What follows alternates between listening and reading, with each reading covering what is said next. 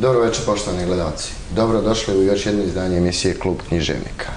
Večeras ćemo vam predstaviti dva romana koja su pobudila pažnju i na proteklom sajmu knjiga u Beogradu, a i kod šire čitalačke publike, obzirom da govore o istorijskim ličnostima koje su ostavile dubok trag u srpskoj kulturi i istoriji.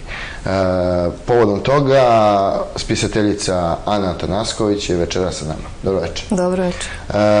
Evo, nedavno je izašao tvoj roman Moja ljubav Nikola Tesla, tiraž je skoro rasprodat. Kakvi su komentari čitalaca? Mogu da se pohvalim da su stvarno dobri. A mogu da kažem i da sam ih očekivala, da sam uložila veliki rad u ovu knjigu. 5 godina sam radila na njoj.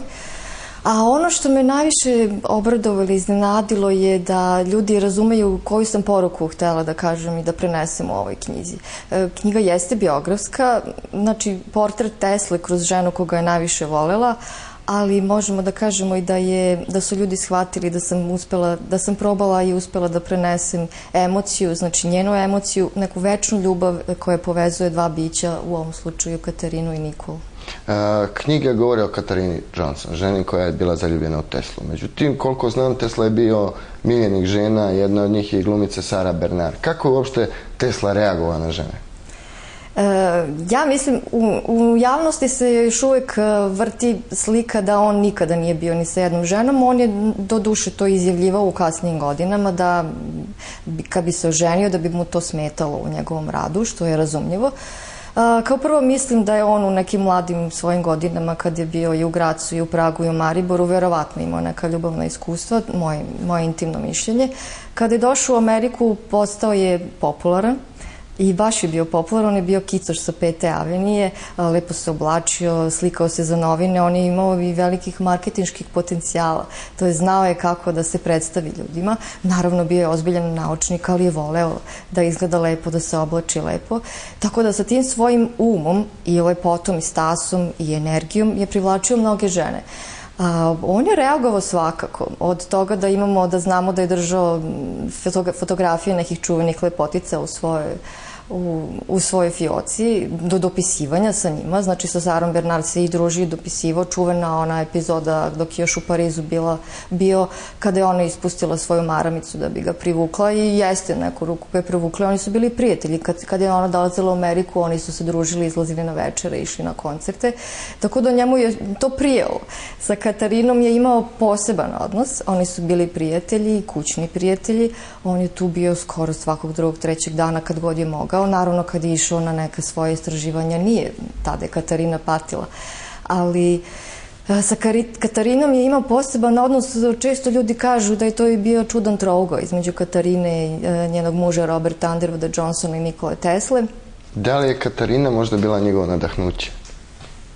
Ja mislim da da.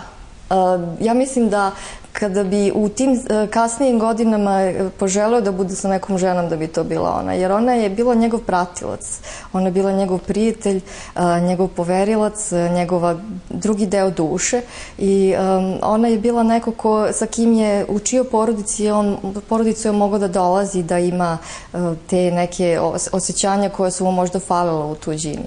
A samo bih se vratila na ovo, on se sa njom nekad i šalio. Jer ona je bila strastvena, jedna ponekad detinjasta, ponekada zahtevna, ponekada je prešla neke granice i slala mu je razna pisma u kojima je izražavala i svoju strast i želju i čežnju i onda je on nekad reagovao šaleći se sa njom, namerno permutujući slovo u njenom prezimenu da bi tako nešto postigao, neki efekat, poklanjao je poklone, neke, ali sasvim neobične, nego neke vetrenjače i tako, da je ona bila oduševljena, a nekad je reagovao malo grublje, jer i u jednom trenutku je ona poslala glasnika u ponoć, ne izdržavši da ih žele da se čuje sa njime. Onda je on rekao, jednom ću vam reći šta mislim o osobama koje šalju glasnike u ponoć. Tako da bila je intrigantno, bilo je tu začkoljica, bilo je tu mnogo interesantnih stvari. I dosta igre. A kako se oni uopšte upoznali? Nikola Tesla je došao ranije u Ameriku pre nego što su oni upoznali, a njega je doveo u njihov dom Thomas Comerford Martin. On je bio elektroinženjer i sarađivao je sa Teslom. Njihov dom je bio stecište mnogih poznatih ljudi i oni su, njen muž kao pesnik i urednik čuvenog časopisa Vek je dovodio u svoj dom razne poznate ljude. Katarina je uživala u tome da bude domaćica, da bude, ne u tom smislu domaćica, nego naravno da ugosti te ljude i jednom trenutku Robert njoj saopštava da će dovesti jednog čarobnjaka. I zaista taj susret sa Teslom, ja sam pretpostavila da je mora da bude čaroban, jer odmah posle upoznavanja on ih je odveo u svoju laboratoriju.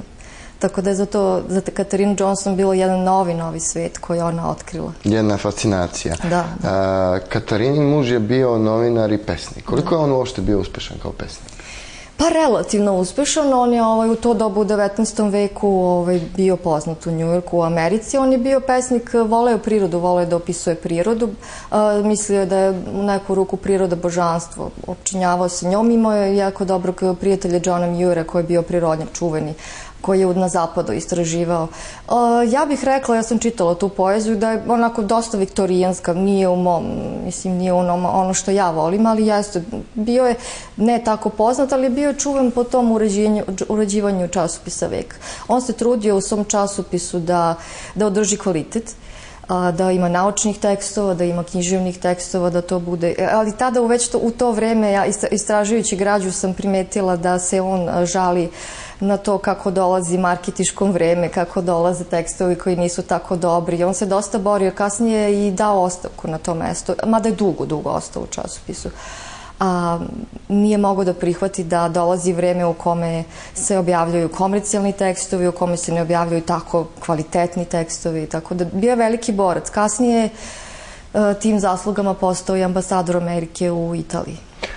Kako je on uopšte reagovao na tu ljubav između njegove supruge i Nikole Tesla? To možemo samo da pretpostavimo. Eto, ja sam probala da opišem žensku dušu, kako ona doživljava tog čarobnjaka Nikolu Teslu, a muž bio je dosta prilično onako kako sam ga ja zamislila. To mi je bilo veliko oduševljenje kad sam boraveći u Americi shvatila da kada sam krenula u Ameriku, ja sam njih već imala u glavi kakvi mogu biti karakteri. Otkrila sam iz zaostavštine Roberta Johnsona, iz njegovih pesama, recimo o Katarini, da je ona bila baš takva. Tako da intuitivno sam ih dosta razumela. Robert je bio jedan stabilan muškarac, stabilan čovek, odgovoran, zreo, vrlo pošten, vredan i veliki intelektualac. Tako da ja sam uverena sam da je znao. On je mnogo poštovao Teslu, čak i u svojoj knjizi Remembered Yesterday, sećanje na juče je dao svoj prikaz Nikole Tesle, to se zna, znači on je bio njegov veliki prijatelj, mnogo ga je cenio, mnogo ga je pomagao čak i finansijski. A pretpostavljam da je znao, jer ta njena strast je morala da se izliva i morala da se pokazuje, ali ispoštovanje prema Tesli, taj trougao je opstajao nekako. Ono što je zanimljivo, Katarina Johnson je umrla 1924. godine, na samrti ona sopstvenom mužu govori: čuvajte mi, brinite se o Nikoli Tesli. Kasnije, posle nekoliko godina, Robert šalje pismo Tesli da ga pita kako je, Tesla se tad već bio povukao iz javnosti, zašto ne izlazite, dragi prijatelju, može vam pomoći moja ćerka, sećate li se moje žene, kako je ona vas volela, poštovala, tako da on je znao šta se tu dešava, ali sve je to bilo jedno veliko poštovanje i velika ljubav. I pretpostavljam i da je znao da je Tesla bezopasan u tom nekom ljubavnom pogledu. Pa, pretpostavljam, to mu je dosta olakšavao i verovatno njegovoj duši nije bilo lako. Nikolu Teslu danas mnogi gledaju kao i nekog duhovnog vođu. Koliko si ti dotakla tu temu u knjizi? To mi je drago, ja sam to tek mislim, o tome sam počela da čujem glasove u poslednjih godinu, dve, a ja sam počela da radim na romanu ranije, ali mi je drago da smo se složili, ja i ti glasovi koji Teslu gledaju tako. Baš sam tako nekako i počela i završila. da je Nikola Tesla neko više biće koje je došlo na ovaj svet da nam pokaže nešto što zna i što je smislilo, što je uspelo svojim umom i bleskovima svetlosti koji su išli ka njemu da nam prikaže. Tako sam i završila roman da je u stvari i njihov odnos, a i sam Tesla tu negde sa nama u večnosti i da je zaista njegov duh stalno sa nama. Tako da zaista slažem da je možemo da kažemo i duh, može biti i duhovni vođa, ne samo naučnik. Kako si ti došla do tih podataka u romanu? Mislim, generalno pretpostavljam višegodišnje istraživanja, ali opet ono što sam ja u romanu pročitao jeste nešto što ne može da se nađe na internetu ni u novinama, već su neke potpuno nove informacije. Jesu, krenuši od naravno muzeja Nikole Tesle u Beogradu, gde sam videla ta konkretna pisma, jer ona postoje. Ona su, nažalost, u tom periodu, ne znam da li su sada, ali su tada bila na digitalizaciji, znači ja nisam mogla da ih pročitam. U tom trenutku meni je bilo jako teško, jer sam ja zamislila da ću ići po konkretnim pismima i da ću tako pisati. Međutim, ispostavilo se da je to u stvari dobro. Sve što se dešava se iz nekog razloga. Ja sam onda počela da rekonstruišem priču preko nekih pisama koje postoje, već imate u nekim izdanjima. Čarobnjak Marka Seifera, njega često spominjem, ali to je, mislim, najbolja knjiga koja je napisana u Tesli. Ona je naravno u naučnom duhu, nije roman. Ili Tesla, čovjek van vremena od Margaret Cheney, tu ima nekih citata. Od toga sam krenula i imala sam neke zanimljive informacije usmene iz muzeja od kojih sam mogla da krenem da napravim likove, na čemu sam im zahvalna. Međutim, dobar deo istraživanja sam obavila u Americi, gde sam direktno mogla da vidim zaostavštinu Roberta Underwooda Johnsona, tomovi njegovih ličnih predmeta, od beležnica do knjiga koje su posjedovali, naravno tih pesama koje je on pisao, preko svih mogućih poznatih mesta koje je Tesla posećivao u Njujorku, sve sam obišla, i restorane koji su sada ne postojali, te ulice ili hotele gde je on boravio, do arhiva u Gradskoj biblioteci Njujorka. I ono što sam istraživala vreme, to je meni značajno, jer ja volim da pišem istorijske romane i da smestim likove tamo gde su zaista bili, da se sve dešava onako kako je bilo. U biblioteci u Filadelfiji sam našla puno podataka o nekom svetu koji mogu Katarinu da zanima. Interesantno je da si ispratila modu, to je sledeće pitanje tog vremena.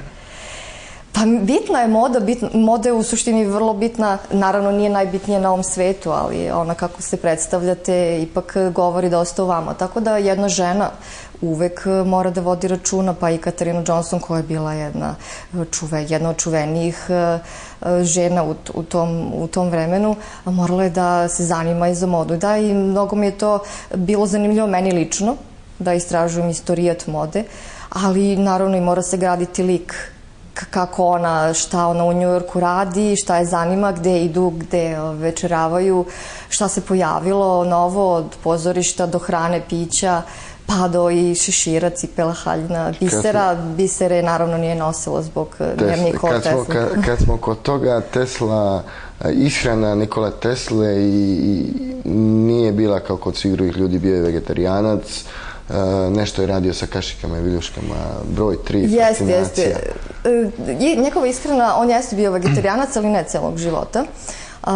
Ono što se najviše se zna kod nas u tom drugom delu njegovog života. U prvom delu je on išao i u najskuplje restorane i u najskuplje hotele i jeo obilne obroke i imao je te svoje rituale da je broja salvete, da je zapremina hrane morala da bude deljiva sa 3, sve je morala da bude deljiva sa 3, da je brisao dodatno svoj pribor, to je tačno. Kasnije, kada je on doživao neku promenu u svom životu, posle Wardenclyffa i nekih drugih stvari, kad je on izgubio finansijere i kad se povukao, on je zaista promenio i način života i način ishrane i jeste se hranio umereno i oskudnije i bez mesa, da. Koliko se danas zna o životu Nikole Tesle od trenutka kada se povukao iz javnosti? Još uvek malo. Još uvek malo. Ono što je zanimljivo, mada se meni to lično i ne dopada najiskrenije, da ima puno spekulacije, da svako ima neku svoju priču, da svi znaju. Teoriju. Jeste, da svi znaju za koga je radio, zašto je radio, za koje tajne službe. Ja na sreću nisam morala da ulazim u tu priču, jer kao što je rekao Katharina Johnson je umrla 1924. Ja sam gradila Teslin lik i Teslinu svetlost kroz njene, znači kroz njen pogled, kroz njen vid, kroz njene oči. Ima puno Da li ona teorija. uopšte mogla da utiče na Teslu? Na neki način? Pa mislim da je mogla da mu smekša srce ponekad. Ono što mu je ona davala, to je ljubav, porodična ljubav, nežnost koju on nije imao. Znači, on je živeo samo u hotelima, izolovan često od sveta, često u društvu velikih značajnih ljudi, ali povučen na neki način dok je u laboratoriji toliko sati rada. Ono što je, mislim i uverena sam, on osetio od porodice Johnson je to prijateljstvo, nežnost, povezanost, božićne večere, hrana, smeh. Ono što mu je nedostajalo. Da, tako da mislim da je ona najbliže prišla njegovom srcu, njegovom umu, njegovoj ličnosti kao žena, koliko je uopšte mogao da dozvoli kroz tu igru između prijateljstva, patnje, strasti, ljubavi, odbijanja, čak ga je nekad i kritikovali, jer on je stvarno bio posvećen nauci. To jednoj ženi koja je zaljubljena godinama od tog čoveka može da bude i padaju teško. Ali ipak na kraju neverovatna povezanost i vrlo, vrlo bitne emocije koje su oni delili. Zbog knjige si putovala u Ameriku. Koliko su ti Amerikanci pomogli, odnosno koliko oni imaju podataka? Pretpostavljam da za razliku od naših da oni to sve imaju uređeno i zna se gde, šta, kad, kako i na koji način. Nažalost, kod nas mnogi podaci niti su digitalizovani. Naravno, ova nova postavka u muzeju je to počela da radi, ali čekalo se 50-60 godina da se to uradi. U Americi se zaista zna gde se šta nalazi, kako se nalazi, sve je arhivirano. Ono što mogu da kažem da imam divno iskustvo prijatnosti i prijaznosti koje sam tamo dobila, jer oni, koliko mi se čini, mnogo vole istraživače i vole da se bilo ko bavi nekim ljudima i njihovom prošlošću, zašto da ne, jer naravno Tesla živa na njihovom tlu, tako da su bili prilično susretljivi, ljubazni i otvoreni da pomognu bilo šta, kao i sam američki narod na ulici koga vi zamolite da vas fotografišu i oni stanu pored vas, sačekaju da pitaju kakva je fotografija da bi mogli da idu dalje. Tako da imam zaista pozitivna iskustva, samo pozitivna iskustva. Kako su oni reagovali kad si im došla i rekla da ti je potrebno istraživanje, da si ti srpska spisateljica? Imaju li oni uopšte predstavu o Srbiji ili... Veliko oduševljenje, što ne znači da su to pokazali samo prema meni. Kažem, mislim da su oduševljeni da bilo ko uđe u tu biblioteku u Univerzitetu Delaware da traži, da istražuje. Jednostavno uživaju bibliotekari koji su uživali da mi donose i prinose to na sto, meni lično, tu arhivu. Tako da vole istraživače i vole da se saznaju, vole verovatno i oni da čuju nešto. Ja bih voljela da knjiga bude prevedena pa da vide efekte mog rada. Znači njihov mentalitet se mnogo razlikuje od našeg? Pa razlikuje se, da. Otvoreniji su, iskreniji, prostodušniji, što je možda čak i, ja mislim da je dobra osobina biti prostodušan. Bila si u Filadelfiji, bila si u Njujorku, u Vašingtonu. Reci mi koliko se razlikuju Amerikanci u Vašingtonu, Njujorku, u Filadelfiji, pošto su to ogromni gradovi, kod nas se južnjaci i severnjaci razlikuju, mogu da zamislite kako je kod njih? Razlikuju se. Često se kaže, i to nije samo fraza, to je istina, da je Njujork najevropskiji američki grad, mada bih mogla da kažem da je Njujork na neki način centar sveta. To je toliko kosmopolitski grad da jednostavno on je u pozitivnom smislu zgažen i pregažen od celog sveta. Tamo imate korake celog sveta koji prelaze svakodnevno dan, noć, razna fizionomija, razna lica, apsolutno otvoren. Svetski grad koji je izolovan na tom ostrvu, ali na tom ostrvu je ceo svet. I on je i najotvoreniji u smislu, kako hoćemo, i od mode preko kulture i svega. Dok Vašington je onako jedan administrativni, lep grad, ali administrativni grad, nema tu puno egzibicija. dok u Njujorku na svakom koraku možete da naletite na neku egzibiciju. Da se primetiti da mi je Njujork bio najomiljeniji i najzanimljiviji. Filadelfija, standardno, nemam neke posebne utiske. Jedan standardni američki grad sa nekoliko visokih zgrada. Ljudi, slični, stanovništvo je drugačijem procentu belo-crno stanovništvo, to se razlikuje, ali svuda ta prostodušnost, otvorenost, dosta osmeha, čini mi se da su manje opterećeni nekim stvarima i razumemo zašto. Ima nešto kod nas bolje nego u Americi? Ima. Hrana? Da, hrana, da. To mi je puno nedostajalo.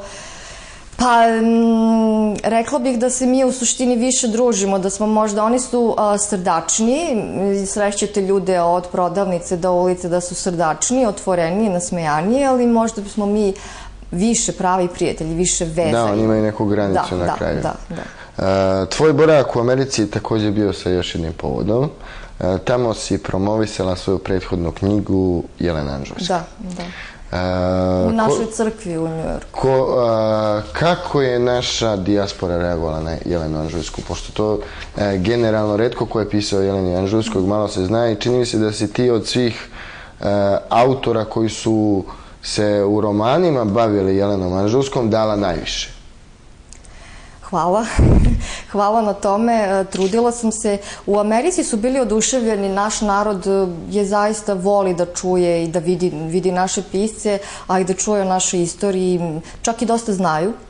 Postavili su jako konkretna pitanja, dosta su istraživali. To me iznenadilo pozitivno da oni istražuju srpsku istoriju, da se bave time i neki začkoljici znaju i pitaju. Tako da je bilo zanimljivo i zahtevno, sve u svemu vrlo veliki uspeh. Što se Jelene Anžujske tiče, ja sam probala da joj dam počeši od svoje duše, jer sam tada ulazila u svoju ličnu duhovnost, do istoričkih činjenica koje su o njoj slabe, ali morate se potruditi da ih nađete i vrlo su kontraverzne. Kontraverzne? Kao na primjer? Pa, kao prvo, krenula sam od toga, episkop Danilo, njen biograf, znači ona je jedina kraljica koja je imala žitije, znači sve su bili muškarci. I na početku se samo kaže da je ona iz roda Fruškoga, misli se na Francusku. I dugo se mislilo da je ona u stvari iz same Francuske. Ali imate nekoliko podataka da ona uopšte nije bila iz Francuske, nego da je došla iz Mađarske. Pa sam čak nailazila na neke podatke da nije ni iz Mađarske, nego da je... Grčka, čini mi se. Da. Tako da na kraju se ne zna, zvanični podaci stoje, ali mislim da ima dosta misterija, vrlo misteriozna osoba. Ja sam probala da spojim Mađarsku i Francusku, jer ipak od detinjstva sam se zanimala za nju i kad sam putovala često na more, pa se zaustavljamo u dolini Jorgovana, odzvanjalo mi je to, dolina Jorgovana, to mi je tako egzotično i njeno ime. Hajde samo gledalci da podsjetimo šta je dolina Jorgovana. Dolina Jorgovana je bila zaseđena, znači dolina Ibra, u kojoj je kralj Uroš, njen budući muž, Jelene Anžujske, zasadio Jorgovane u njenu čast da bi je obradovali, da bi oni procvetali kada ona prođe tu. Nažalost, ona ne postoji sada. Bili su neki projekti da se malo oživi, sađeni su Jorgovani oko njenog manastira koje ona ostavila kao zadužbinu, ali tada je to bilo čuveno.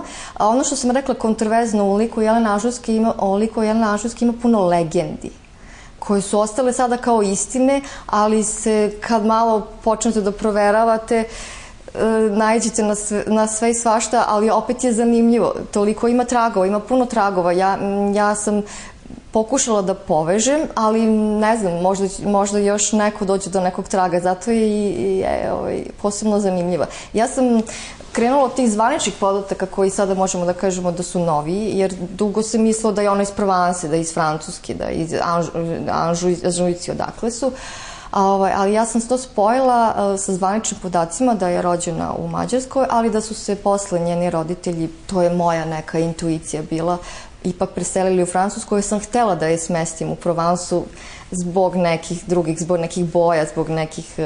Ona je bila zvanično rođaka Karla Anžujskog po majci, tako da je vjerojatno zbog toga je i prozvao nažalost. Da li si našla negde podatke kako izgledao njen dolazak u Srbiju uopšte, jer pretpostavljam da i u tom vremenu, bez obzira što je Srbija bila poštovanija nego danas, da je Srbija ipak bila malo nekako zemlja na istoku i onako možda delom i egzotična, možda delom i potpuno nepoznata. Ja nisam, ja sam te delove zaista pisala sasvim iz intuicije. Ono što sam mogla da pretpostavim, ona nije bila prva kraljica koja je došla, njena svekrva Ana Dandolo je isto bila. Ali jeste egzotično. Ima zapisa ljudi koji su dolazili, tada naravno se to zvalo Grčka, iz Vizantije, nazivana je Grčka, ljudi koji su dolazili na naš dvor, koji su ostavljali zapise da to nije baš tako raskošno, da u Srbiji i kraljice čak predu, pletu. Tako da ona je došla, ja sam zamislila nju kako dolazi ipak u prvo vreme u jednu čudnovatu zemlju u kojoj ima i zime i rada i nije tako sve idealno, ali na kraju ona zaista postaje narodna kraljica, nju je narod mnogo voleo. Koliko znam, ona je obrazovala tada veći deo Srbije. Da.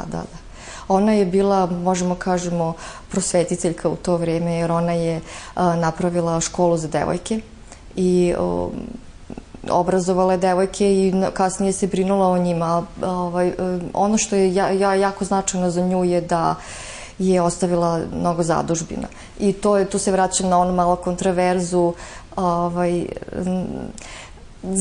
Ona postoji kao, znači njeno ime, Sveta Jelena, postoji kao datum koji se slavi u crkvi, ali tu ima neki kažu da li je otišla u manastir pod pravoslavnim imenom, crkva zvanično kaže da, ja sam to i poštovala, ali ima nekih priča da nije, ipak da je ostala u katoličanstvu. Ona je gradila i pravoslavni manastir, čuveni Gradac, koji je prelep i vrlo značajan zato što je kombinacija istoka i zapada. Ja sam u stvari nju doživjela kao spoj istoka i zapada. Jer ona došla sa zapada na istok da napravi nama zadužbinu u kojoj ima figura i elemenata zapada. U kojoj je unela zapravo ono nepodeljeno izvorno hrišćanstvo. Jeste, baš to. Ali je gradila i katoličke manastire na Crnogorskoj obali. Imate onu čuvanu Kraljičinu plažu, baš po njoj, koja se zove, i mnoge zadužbine ostavila katoličke. Tako da je njena duša, njen duh spoj pravog, u njoj se nalazi pravo hrišćanstvo. Njen uticaj je u naročito poznim godinama bio veliki u Srbiji kao kraljica. I tu ima nekoliko priča koje sam se ja dosta mučila da objasnim i opravdam, jer u jednom trenutku njen prvi sin Dragutin se pobuni protiv svog oca, njenog muža, kralja Uroša. Kralj Uroš napušta presto, ali ona ostaje. Ona ostaje kao kraljica. Znači, morala je objasniti kako jedna žena ne odlazi sa svojim mužem, već ostaje da pomaže svom sinu. A kasnije njeni sinovi bore međusobno i ona je tu vrlo veliku ulogu imala i u samom vođenju države, i kraljevanju i u njihovim odnosima. Tako da ona značajna i kao vladar. Koliko znam, ja sam video da si ti tamo, i to je jedan izuzetan opis borbe između oca i sina koji ona pokušava da pomiri sve vreme. Pretpostavljam da je bilo preteško jer je bilo na dve strane. Ona je, ja sam i tako zamislila i verujem... Izvini što moram da te prekidem, jer mi danas imamo Nemanjiće kao našu najveću srpsku dinastiju, ali retki su podaci koji govore o tome da su i oni međusobno sukobljavali otac, sin, braća i imali borbe. Retki su podaci i čini mi se da se malo o tome želi da se govori. Ne kritikujem nikoga, ali mislim da se možda malo idealizuju. To je bila jedna prirodna stvar za to vreme, tako da to ništa nije bilo nenormalno i neprirodno. I u okolini i u našem komšiluku je toga bilo, pa naravno i kod nas. A ona je imala jednu tešku ulogu da mora da bira između muža i sina u prvoj borbi, i onda kada prvi sin Dragutin napušta presto, tu opet ima legenda da je on zbog pada napustio. Sa konja i povrede. Da, ali opet ima i drugih, neki istoričari kažu pa nije, on je u stvari morao da prede, tako da ništa od toga nije dokazano. Jer generalno njen mlađi sin Milutin je bio jedan od naših rekao bih, promoćurnijih kraljeva svih vremena. Jedan od najznačajnijih. Da, u jednom trenutku Milutin preuzima presto od Dragutina, a znamo i kakav je Milutin bio osvajač. Izuzetan. Tako da ona se u sebi, ja sam je zamislila da se ona u sebi bori i sa svojom duhovnošću, ona tada već je bila monahinja, kako da opravda svoje sinove koji na neki način i otimaju, uzimaju, ali i dalje ih voli, kako da vlada, kako da ostaje, ona je u isto vreme bila i monahinja i vladarka. Vrlo, vrlo zanimljiv život, u nekoliko nivoa, možemo da kažemo. Ali recimo situacija sa Milutinom koji se ženi po ne znam koji put sa mladom Simonidom. Koja je imala 5 godina. 6, gde je Jelena Anžujska svedok toga i gde proživljava šta sad ona može da misli o svom sinu koga je najviše voli na svetu, ali koji neku ruku čini neku grešku. A on je bio toliko promoćuran da je zaista mogao da igra na oba krila, na sve vatre. Ja sam siguran da je to najsposobniji vladar među Nemanjićima sigurno, što se tiče i ratničkih karakteristika i diplomatije. Da, postoje, meni su bile zanimljive priče gde ona, nju su optuživali da ona radi za Zapad, jer je ona sve vreme bila u kontaktu i sa svojim Karlom Anžujskim i sa papom, ona se dopustivala sa papom i ona je naravno, ako je već imala svoje veze na Zapadu, usmeravala svoje sinove da i oni igraju na obe strane. Dragutin je bio više orijentisan ka Zapadu, dok Milutin u svom biću ka istoku, ali je znao izuzetno dobro da nudi, da daje ponude, da igra sa njima. Imaju čak i neke pregovore sa francuskim tadašnjim kraljem. Tako da mislim da su to i od nje nasledili, da je ona tu dosta prenela. Taj diplomatski duh. Da. Koliko znam, Milutin je kasnije sve ono što se desilo između Milutina i njegovog brata, odnosno i između Dragutina i njegovog oca Uroša, to se desilo kasnije Milutinu i Stefanu Dečanskom, tako? I Stefanu Dečanskom i Dušanu. I njegovom sinu Dušanu, da, to je jedan nepregledni niz srpske istorije, prelaska, prevladavanja, otimanja. To izgleda neminovno, to nije samo kod nas, naravno znamo da je svetska istorija puna toga, ali jeste. Da, bilo je toga. I ona u svemu tome ostaje, ona u svemu tome ipak ostaje ono što jeste prava princeza, a prava kraljica koju voli narod, umela je zaista da balansira između svega toga. To je znači jedno baš... Dobro, ona je podigla i nivo svesti na jednog, možemo reći, seoskog naroda u tom trenutku. Sa tom školom, da, i sa svojim dvorovima, da. I ono što je zanimljivo, prva je donela Ljiljan, to je skrin u Srbiju.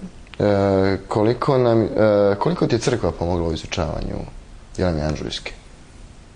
Ne direktno, ja nisam imala kontakta sa njima, ono što sam iščitavala njihove literature, da, ali nisam imala kontakta. Ali s druge strane, uvod tvoje knjige o Jeleni Anžujskoj uvršten je u knjigu Manastir Sopoćani.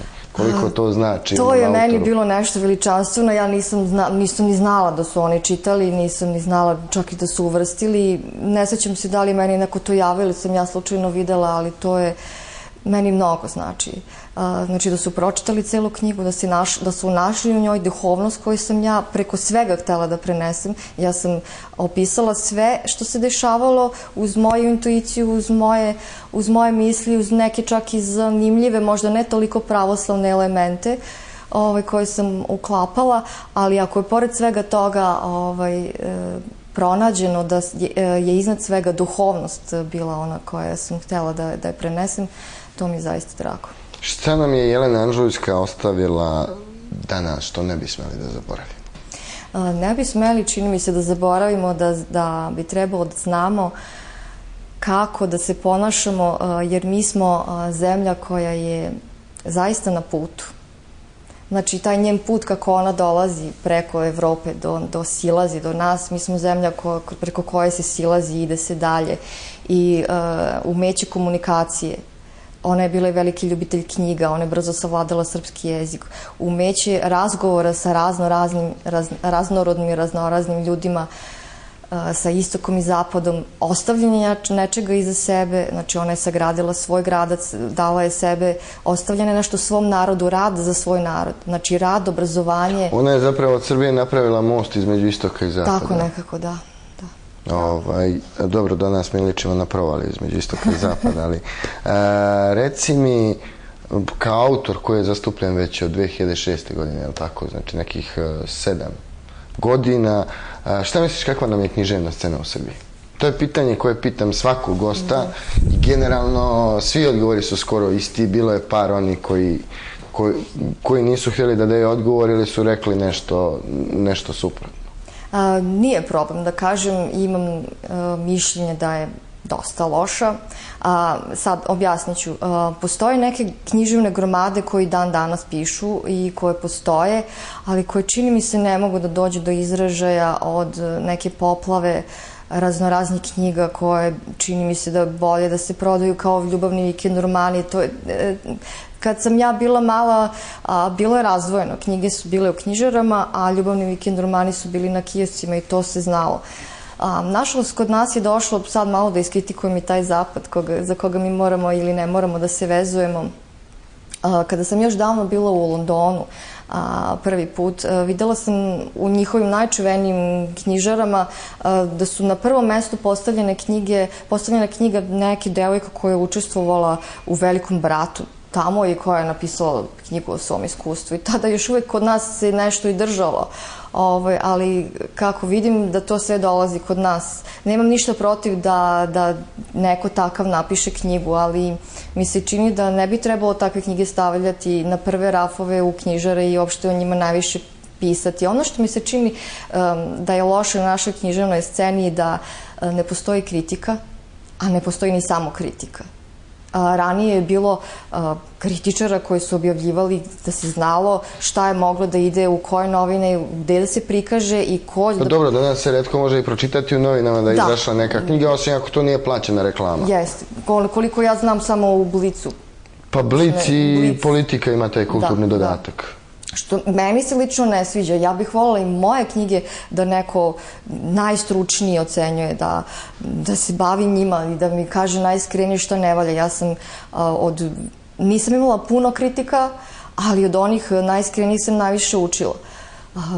Znači, ne postoji naučno bavljanje tim... Onda koliko uopšte ima smisla dobiti, recimo, danas Ninovu nagradu ili Mješa Selimović? Da poznajem dosta pisaca koji ovdje dolaze, pa kad se isključe kamere pa malo porazgovaramo, oni kažu Ninova nagrada, nekad se zna ko će dobiti.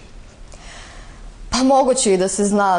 Ne znam puno o tome jer nisam bila nikad u užem krugu, ali koliko ima smisla? Pa mislim da Ninova još uvijek ima nekog smisla, ali mislim da treba ukinuti neki jer ih ima previše.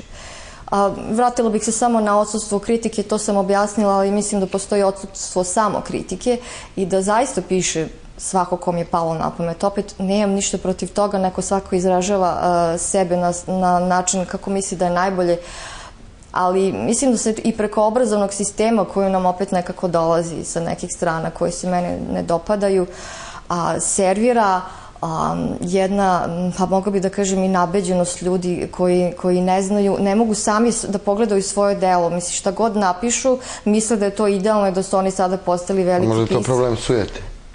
Pa može sujete, ali mislim da dolazi dosta od obrazovnog sistema.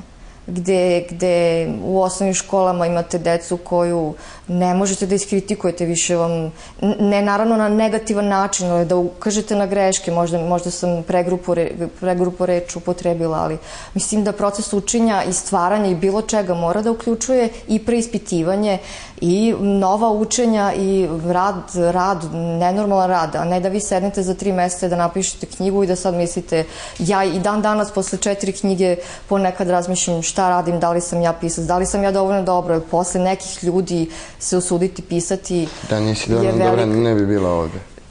Hvala na tome, ali mislim, naravno ne treba sada ni sebe ni podaštavati, ali čini mi se da na književnoj sceni postoji neka halabuka, neko samoprozivanje, samozvanje, nešto... Onaj ko se najviše dere, najviše se čuje. Pa nešto se dešava, ali nema nekih rezova, nema neko da kaže stani, promisli, razmisli gde to ide, kuda ovo sve ide. Meni se, kažem, iskreno ne dopada, mada i dalje opstaju te neke gromade koje ja poštujem. Koga bi onda od savremenih pisaca danas preporučila ovaj našim? Pa recimo Svetlana Velmar Janković, Vladislava Bajaca, Basaru, ja volim Svetislava Basaru, Radoslava Petkovića, Dobrila Nenadića, da li, ja se pitam, nekad mi je bilo toliko čudno, ja toliko volim knjigu Dorotej, da li uopšte nju neko spominje sada, da li se piše, ja bih izdala ne znam koliko izdanja, da li ljudi znaju koliki je to bio hit, sa pravom hit tada i u bibliotekama i često se zapitam baš nad tom knjigom i nad tim piscem Dobrilom Nenadićem koji je fantastičan, izuzetan pisac, šta se dešava. Mislim, on i dalje piše i stvara i mislim da je sada i u nekim novim projektima, ali ne čujem toliko o njemu i ne vidim čoveka u medijima koliko vidim neke ljude koji su seli i za 3 meseca nešto nažvrljali. Opet kažem, svaka čast, svako ima pravo to da uradi, ali mislim da bi mogao neko da dođe i da kaže to je dobro, to nije dobro. Šta je tvoj predlog da se to promeni? Da li iza toga treba da stane država? Da li treba da stane Ministarstvo kulture? Da li Ministarstvo kulture uopšte treba da napravi neki odsek za književnost koji se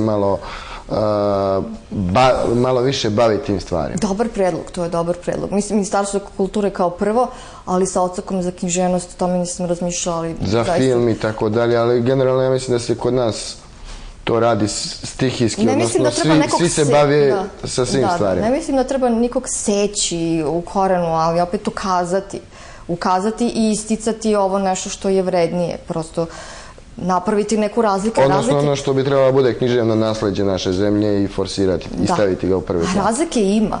Prosto nisu svi, sada su svi stvaraoci, svima je nešto došlo 15 minuta, ali opet mislim da nisu svi isti. Nisu, to je sigurno. Ti si profesor engleskog jezika. Šta se trudiš da preneseš svojim učenicima osim samog znanja engleskog jezika, koji je prioritet, naravno, u tom pogledu? Pa čini mi se kako godine prolaze, kako sam bila u prvo vreme sveža sa informacijama sa fakulteta i u prvo vreme je bilo moj rad isključivo na znanju engleskog jezika. Sada sve više volim da prenosim neko svoje iskustvo, naravno kroz sve te lekcije i šta se radi po planu i programu, ali mnogo mi više prija da ih učim životu, da ih učim da uvek moraju oko sebe da se okruže lepim stvarima, kvalitetnim lepim stvarima, da rade, da mnogo razmišljaju, da mnogo čitaju, da mnogo istražuju i da ništa ne može da bude preko noći.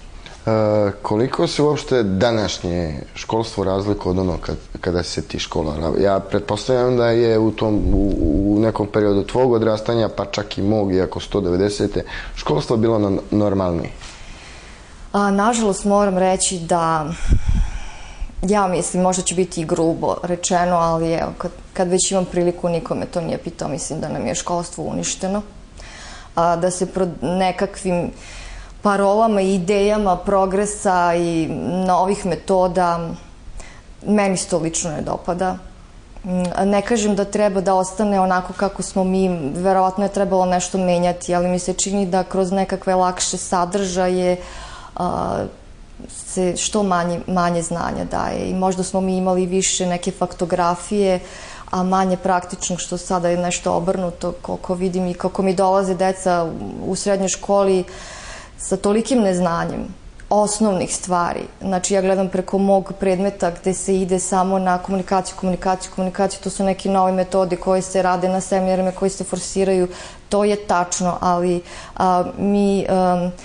ta deca ne žive u okruženju, da žive u Engleskoj pa da mogu da nauče jezik samo tako komunikacijom, što je najbolji način, ja priznajem. Ali vi ste u jednoj školi u kojoj morate da date osnovu detetu. Deca dolaze sa najosnovnim, ne znaju najosnovnije stvari, ne znaju da razlikuju vrste reči, ne znaju ni srpsku gramatiku, ne znaju i sad ja treba od početka, ja se trudim da to radim od početka, ali mislim da je to katastrofa. Ako vi posle 8 godina školovanja ne znate neke osnovne stvari, dolazite u srednju školu, čini mi se da je to užasno i da iskreno nisam toliko se bavila jer nekad srce zaboli kad pogledam na šta se dešava s fakultetima i moj voljeni filološki šta se sa njim dešava, ali čini mi se da Bolonja je po meni... Upropastila ovu zemlju. Da. Upropastila školstvo ove zemlje. Ja lično ne bih ni voljela da sam studirala po Bolonji, ali ono kako izgledaju ispiti, kakve su to prezentacije bez uvida u reči, u slova, u knjigu. Meni se to ne sviđa. I na kraju, evo, pošto se bliži kraj, šta pripremaš sledeće? Da li radiš na nečem novom? Ja sam počela da radim... Mislim, generalno znam da je u pripremi drugo izdanje knjige Moja ljubav Nikola Tesla. Ona je izuzetno za samo nekoliko mjeseci tiraž otišao. Da, to je nešto što je i mene iznenadilo. Ne mogu da kažem da nisam očekivala, ali nisam očekivala toliko. To mi je drago, ali ja sam već kad sam završila ovaj rukopis već krenula da razmišljam.